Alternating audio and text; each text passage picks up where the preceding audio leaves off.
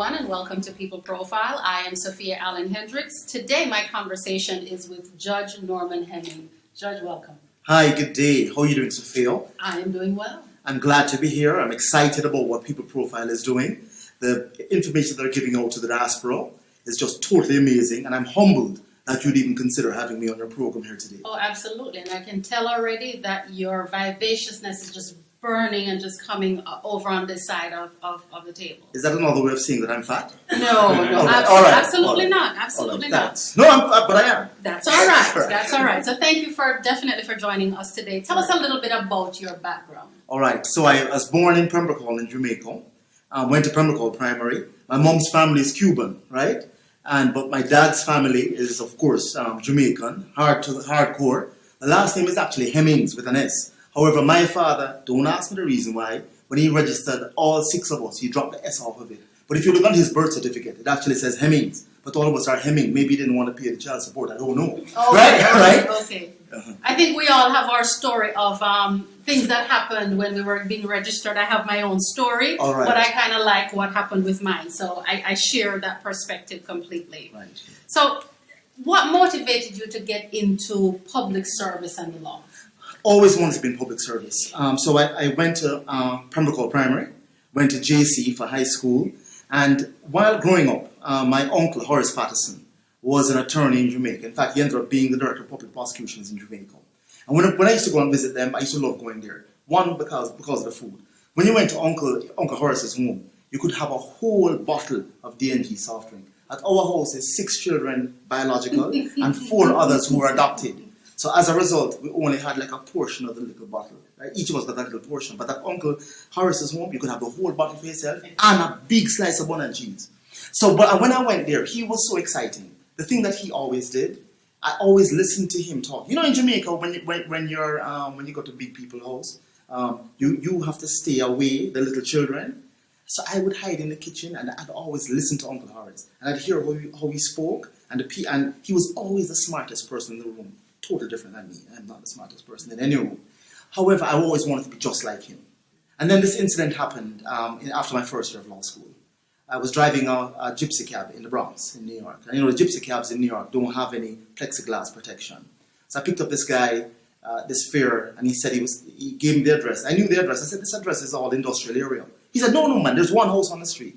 I went around there. He ended up pulling a crowbar through my head, puncturing the anterior wall and the posterior wall of my brain. So the doctor said I was in a coma for a long time. The doctor said that I'd never walk again. I'd be a vegetable for the rest of my life, and that my mom should pull the plug. But my mom was a hardcore, one of those hardcore praying women in Jamaica, and she just believed that God was going to do something. She said, no, God has promised me my son is going to be a lawyer. She's promised me he's going to one day be a pastor, and I'm believing that God is going to bring that to bear. And so guess what? She kept going, and one day I woke up out of this coma, and I was able to go and finish law school, and here I am today. Wow, that's an amazing story. That's that scar you see in the center of my head that I haven't had plastic surgery to correct, because it reminds me every day why I serve God and why I love Him. Wonderful. And I believe when we talked off camera that you said you're an ordained minister. Did I have that right? Yes, I have. One of my degrees is from Shiloh Theological Seminary in Stafford, Virginia. I'm excited about that. I serve on the Pastors' Council for Cooper City Church of God, which is formerly Miramar Church of God. But we moved to Cooper City when we became too large for the Miramar facility. Okay, wonderful. Now, I know you're currently running for office in the city of Miramar. I believe you said Commissioner Seat 1. That's correct, Sophia. I'm running for that seat. I have one opponent in that seat. There are currently 3 separate races in that city, and there are 5 commissioners total, one of whom serves as the mayor. That seat is not up for grabs right now. The second seat in the city is held by Darlene Riggs, a Haitian American, the first Haitian American elected as commissioner in the city of Miramar. But the other 3 seats are all available, but I'm running in seat 1. Okay. Now, for those of us who aren't as familiar with the city of Miramar, what would you like to tell us about the city of Miramar? Miramar is a vibrant city. It is a city whose average age of its citizens is 33 years. The average household income in the city of Miramar is $64,000 a year. It's not great, actually, because it means if there are 2 people living in a household, each of them is only earning $32,000, right? Pretty paltry. However, the city of Miramar was the 15th fastest growing economy in 2015. In 2016, it was the 12th fastest growing economy in the United States. Year over year, 2015 to 2016, the increase in the residential price of properties in Miramar had gone up by 8% in each of those years. It means it's a very vibrant and robust city. It is also a city that has the largest number of Fortune 500 companies of any city in the Tri-County area. That's West Palm, Palm Beach, Broward County, and Miami-Dade. So you know it's a thriving, robust city. So you must be wondering, why am I running then if everything is so great? Absolutely, tell us. All right. Well, one of the reasons why I'm running is because of that paltry number, that $64,000 a year, average household income. With that many Fortune 500 companies living there, there's no reason for it to be that low. In fact, 9.6% of the residents of the city of Miramar live below the poverty line. But there are things that we can do to improve that. One of the things that we can do is, you can't force any corporation to do anything, right? This is America, and we're all corporate entities, just like Dutch Pot and all those other vibrant corporations that we have here in South Florida. However, what you can do is that you can use the power of convening of the commission. And what does that mean? It means, Sophia, that since we have all these Fortune 500 CEOs, we'll go to them and we'll say to them, you purchase presently your paper from a company out in Wisconsin, and then you pay freight to bring that paper in to use in your business. Why don't you consider using a company out in East Miramar or anywhere in the city of Miramar? Because of the fact that you don't have to pay freight, it can be delivered right there locally to you. The prices will be competitive, right? So basically, you're encouraging broader employment. You've got it. And we can give incentives to these companies to do just that. Excellent. So what's one part of city government that would receive your greatest attention if elected? A number of areas. One would have to do with that area along Granada Boulevard and Alhambra, out in the eastern section of Miramar, what they refer to as historic Miramar. There's a canal that runs between both of those streets that run parallel to each other. Over the last number of years, that canal has been eroding 6 feet of each homeowner's property in that area. Not only are they eroding 6 feet of each homeowner's property in that area, it is filthy, that canal area out there. And guess who lives out there? They're not wealthy people. They're hard-working, the working class lives out there. I actually live out in that area. But there's the working class people live out there. The retired Jamaican school teacher, right? The Trinidadian nurse who is retired and living out there, right? The person who works for FPL and calls that his home are living along there. The city is responsible for most of those canals in that area. South Florida Water Management District is responsible for others. But we must do our part to make sure that we are keeping our citizens' land from being eroded. The second thing out there that I would seek to spend money on has to do with the noise pollution. If you visit your friends in Miramar along Acapulco, which runs perpendicular to those 2 streets that I just spoke about, along the turnpike, you can hardly speak to them, and they will tell you they can't sleep at night. And the reason they can't sleep at night is because the noise pollution from the traffic on that turnpike is unbearable. And it's a simple thing that the commissioners should have done a long time ago. It's not their responsibility, I get it. But they are elected to represent the people. They should have been calling the Florida Department of Transportation and asking for them to install noise-deadening walls along that. It's a simple fix, right? The third thing, and I won't, because I'll speak forever and you'll kick me off of your program. But the third thing is out west in Miramar. There is rock blasting that's going on in Miami-Dade County that abuts the city of Miramar. So you had all of these people who purchased these pretty expensive homes, but that's not the point. The point is that these homes are affected by that rock blasting, and it's damaging their foundation. But more importantly, it's scaring and causing psychological damage to our elementary school students who are attending school there. Okay. And the city of Miramar has a disproportionate number of the veterans in the state of Florida. You know, the state of Florida has one of the highest level of veterans of any state in the United States. Well, guess where most of them live? In Broward County and in the city of Miramar. And they're negatively impacted by that blasting. My competitor who I'm running against, and I don't like to talk poorly about anyone, he voted against giving those citizens living out there whose homes are being damaged, whose children are being psychologically traumatized, whose veteran husband and spouse and sons are being traumatized, that they should not have a role in trying to negotiate with the rock miners in Miami-Dade to lower the decibel level of the amount of dynamite that they're using to blast out there. That's causing the problem. I went before the commission and I implored him and other commissioners who had voted similarly to put aside politics and to vote as a human being to negotiate a good neighbor agreement with them, but not only a good neighbor agreement where they would voluntarily agree to lower the decibels, which they're actually inclined to do, but at the same time using, and I know people in your listening audience and your viewing audience are going to be upset by this, but to use an executive order, because I know executive orders have a bad taste in people's mouth these days, but there's an executive order that was actually issued, Presidential Executive Order 12898, that was issued by Bill Clinton when he was our president. And what that executive order says is that in areas where black and brown people live, people like you and me, right, and Hispanics, that you cannot have a disparate impact in environmental permitting. What does that mean for the rock blasting? It means that the Environmental Protection Agency can now take a look at the permits that they issued, right, the environmental impact statement that they issued for the rock blasters to see if it is indeed having that effect. In addition, the U.S. Department of Education and the Broward County Department of Education can use that same hook to look into that. And finally, we can look to get a temporary injunction against the rock miners because of the disparate impact that their blasting is having on our children and on these veterans. By the way, that's the same injunctive relief that these groups have sought against President Donald Trump. Now, I'm not speaking one way or another about our president. I'm just saying, it just happens to be the same injunctive. Understood. So on that note, let's go ahead and take a quick break and we'll be right back. Thank you.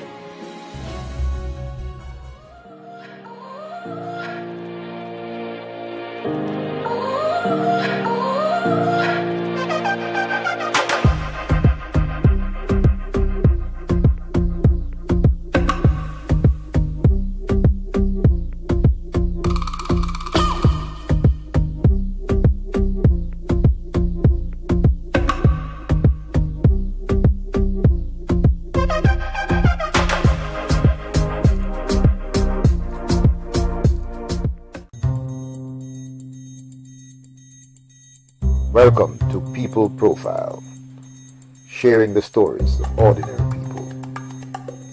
Ordinary people doing extraordinary things. Please join your host Saturdays, 9 a.m. for live interviews on Cabin Village TV. Tune in. People Profile seeks to build dreams using one story at a time.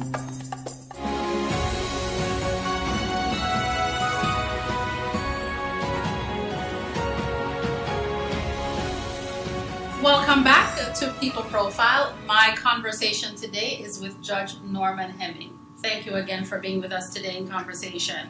So we were talking before about the city of Miramar, your plans, some very powerful things that you're hoping to do if elected into office.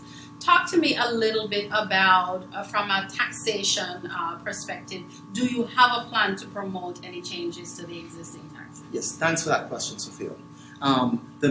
The city of Miramar has the highest millage rate of any city in Broward County. What does the millage rate do? The millage rate is what they use to set your real estate taxes. It means that we're paying a higher proportion of real estate taxes than any other city in Broward County. I have no opposition to everyone paying their fair share, but for a very selfish reason, I don't want to pay any more than I'm presently paying if it can be avoided. And there are a number of reasons why I think an increase in the millage rate can be avoided. One, because we talked about earlier, year over year, the 8% increase in the value of homes means that we're already taking in more monies than we anticipated taking in, which means one reason why we shouldn't have to raise taxes. The second reason is having all of these Fortune 500 companies means that they also pay a disproportionately higher portion of the tax burden than residential homeowners. Another reason why we shouldn't have to be paying, raising the millage rate and paying more taxes.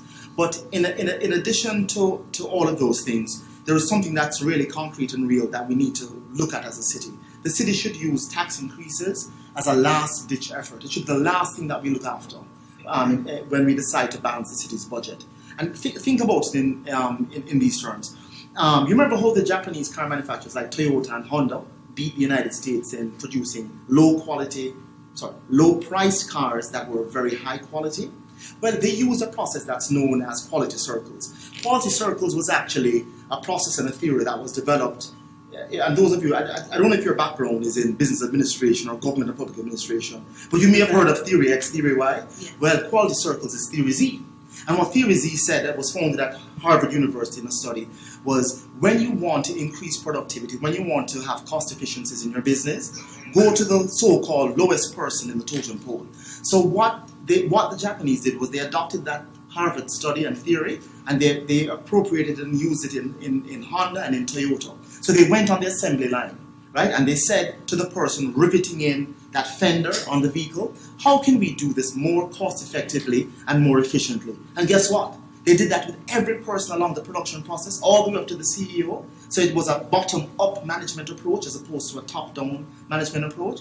They ended up saving so much money, they were able to produce the cars cheaper. But guess what? Higher quality cars. We need to do the same thing in the city of Miramar. We have to have zero-based budgeting in the city of Miramar, and we need to do the same things. We presently have City of Miramar employees in our utilities department who sit in air-conditioned trucks wearing their City of Miramar shirts, and they're some of the best employees in the world, right?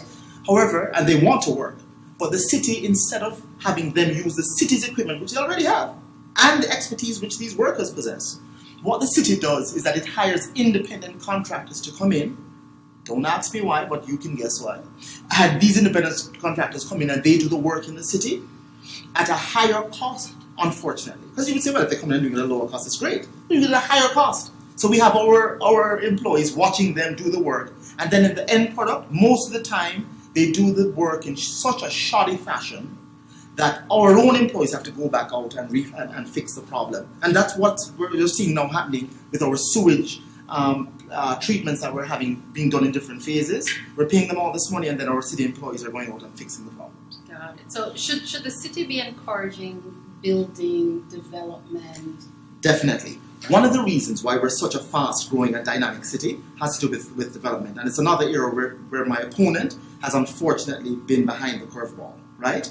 He said that we should not have taken out a bond approximately 3 years ago, which the city used for a number of things, for those sewage treatment that I talked about, okay. Also for doing the buttressing on these canals that we spoke about earlier. But more importantly, when large companies see you investing, see the city investing in itself, then they're more likely to come into the city. And that's why we have so many Fortune 500 companies coming there, because we've upgraded our fire department to the level that they're able to deal with the 9 million industrial square feet of space that the city of Miramar has. We've upgraded our fire department to be able to deal with the 3 million square feet of retail space that the city has. So those things are the things that attract businesses to a city, and that's what's happening. So we've touched on budget quite a bit. Should any part of the city budget be shielded from cuts? Yes. Which area? The last people that we should cut are employees of the city. We have what's called a game. Well, let me start with this first. Every city across America has the same problem, right? 65% of every city's budget almost, and more in every city in the United States, goes towards the retirement, pay, and equipment for your fire department, for your police department, for your EMS staff, and the regular city workers. The rest of the budget is what's used to do everything else within a city. And I know what you're thinking with the background that you have, Sophia. That's unsustainable, right? So as a result, what do you do? The first thing that many people try to do is that they go forward with doing firings, right? So we'll let these people go. But guess what? The quality of life in the city will immediately decrease if you have less police officers.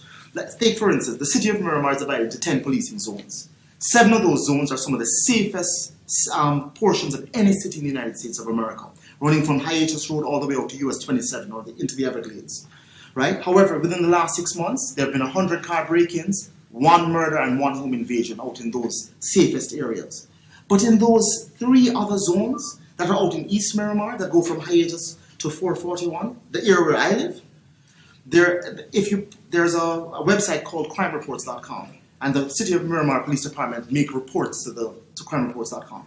There's an icon, a badge icon, a police badge. If you put your finger on the icon on your iPad and move from west to east in the City of Miramar, crime doubles as you get further east, right? So we cannot afford to cut back on our city employees. We can't afford to cut back on either the police or the fire department, and definitely not on the General Association of Miramar Employees. They are the backbone of the city. Those are the guys going down, cleaning out the sewer treatment system. Those are the guys riding around on the truck, vacuuming out those areas when you have rainfall and your area becomes flooded. They're the ones who prevent that from happening. So I know we're a little tight on time, but I do have to ask you, are the taxes in the city too high? Yes, presently they are too high. All right? But listen, as you know, I'm not going to lie to people to trick them into thinking I'm going to roll back the taxes. That's not going to happen. Once taxes are set in any municipality, it's very unlikely that you're going to get enough votes to have the taxes rolled back. However, what I do commit to the residents is I'm going to be their staunchest supporter and fighter on the commission, should I be fortunate enough to be elected, to make sure that we hold the line on taxes and that we try all the other approaches that we discussed earlier and others. There's one exciting thing coming why I think we won't have to raise taxes. It's called the Transit Overlay Corridor. And the Transit Overlay Corridor stretches from Pembroke Road in the northernmost end of our city all the way to the southernmost tip of our city along County Line Road, the easternmost part of the city along 441, and then to 62nd Avenue, right? Also in the east. Okay. That entire area has been designated as a Transit Overlay Corridor. What that means, the TOC, is that there are now federal funds, state funds, Broward County funds, and City of Miramar funds to be used to develop that area. So that portion of the city that looks the rattiest, unfortunately, if that's a word, I don't know if that's even a word, right, can be transformed into mixed use development. So the City of Miramar that has been horizontal all this time will now go vertical. Okay. And you've noticed that on the west happening, and it's going to happen there in an incredible way on the eastern side. The other thing that I'm excited about is that we need to have more of our workers who work for our city, the police, firefighters, and game employees, living in our city. But our city, if you read the Miami Herald from Thursday of last week, an article appeared talking about the 40 most populous metropolis in the United States.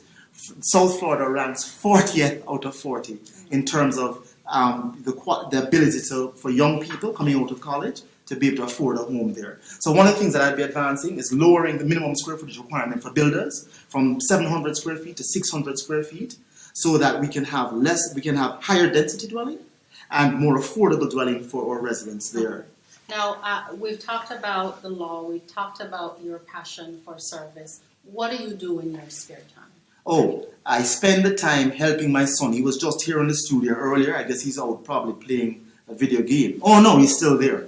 All right, so my son, he just graduated, and I'm so proud of him, by the way. He just graduated from FSU. He went through all the public school systems in Miramar. He went to Seacastle Elementary, New Renaissance Middle, and Miramar High School. But I like spending time with him, talking to him. He helps me in writing sermons, believe it or not. Because he tells me all the new songs that are out there. Because I'm an old man, right? What do I know about Beyonce or about anyone who's winning current? And so he helps me with that. But he also helped me to stay on the cutting edge of what the young people are thinking about and talking about in the city of Miramar. Also spending time with my wife. And I hope I have something planned for her for tomorrow, Valentine's Day. And happy Valentine's Day to everyone out there in the viewing audience. And to you, Sophia. I know that great things are in store for you for Valentine's Day. Right? And but that's what I like to spend time with. I love to spend time with my wife. I like to spend time in church. I teach foundations class at our church. I serve on the Pastors' Council there. I'm involved in our missions committee. I fly down to Haiti at least 3 times a year to Léogâne, Carrefour, Pétionville. We're based out of Port-au-Prince though. We have a 26-acre compound there. And we're not living in Splendor when we're out there. You know those metal garage sheds that you, Sophia, probably have on your property or on your acreage that you use to store your garden tools and your lawnmower? Yes. That's what we sleep in when we go there. So we take the team of doctors and nurses down. Of course, I'm not in the medical profession. So when I go, the only thing that I'm able to do is to cook. And by looking at me, you can tell that I'm a cook, right? So I go out there and I cook. I will go, I'll purchase the goat, I will skin the goat and kill it and cut it up and cook it for the people. It won't taste as good as Dutch pot, but guess what? When they're hungry, they will eat it. All right? And so that's what I do when I go. And I'm sure Dutch pot is loving the plug. Right. So it's been fascinating. I think I was just enthralled by everything that you've been saying. So it's a really wonderful conversation with you. It's been a pleasure having you. Thank you, everyone, for watching People Profile. Again, today's conversation was with Judge Norman Hemming. Thank you, everybody, for watching. Thank you for being here. Thank you, Sophia, and thank you, the viewing audience.